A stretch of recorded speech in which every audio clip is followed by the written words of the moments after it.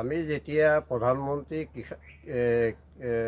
কৃষকৰ যিটো পইচা আগতে পোৱা নাছিলোঁ, তেতিয়া আমি খেতি বাতি কৰিবলৈ বাম খেতি কৰিবৰ কাৰণেও যথেষ্ট কষ্ট পাইছিলোঁ। কাৰণ বস্তু পাতিবিলাকৰ দাম আছিলে আৰু হাল বাব পৰা নাছিলোঁ।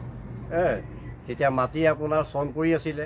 কিন্তু এতিয়া প্ৰধানমন্ত্ৰী নৰেন্দ্ৰ মোদীৰ কৃষকৰ যেতিয়া 2000 টকাটো 3 মাহৰ অন্তৰে আমাৰ বছৰেকত 6000 টকা সোমায়, সেই পইচাটোৱে আমি শস্যৰ গুটি কিনি আনিব পাৰিছোঁ, পথাৰত হাল বাব পাৰিছোঁ। সেই পইচাটোৱে আমি পৰিয়ালটো চলিবৰ কাৰণে যথেষ্ট উপকৃত হৈছোঁ।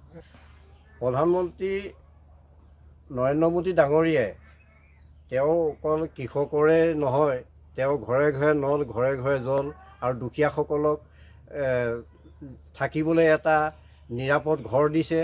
তৃতীয়বাৰৰ কাৰণে প্ৰধানমন্ত্ৰী হোৱাটো বিচাৰোঁ আৰু ইয়াৰ পৰা আমি প্ৰধানমন্ত্ৰীক শুভেচ্ছা জনাইছোঁ। প্ৰধানমন্ত্ৰী নৰেন্দ্ৰ মোদী ডাঙৰীয়াক আমি শুভেচ্ছা কেনেকৈ জনাম, আমি ভাষাই বিচাৰি নাপাওঁ। কাৰণ তেওঁ এতিয়া দুখীয়াসকলৰ কাৰণে যিমানখিনি কৰিছে, ঘৰে ঘৰে নল, ঘৰে ঘৰে জল, প্ৰধানমন্ত্ৰী নৰেন্দ্ৰ মোদী তৃতীয়বাৰৰ কাৰণে প্ৰধানমন্ত্ৰী হ'বৰ বাবে আমি ইয়াৰ পৰাই তেখেতক সুস্বাস্থ্য কামনা কৰি শুভেচ্ছা জনাইছোঁ।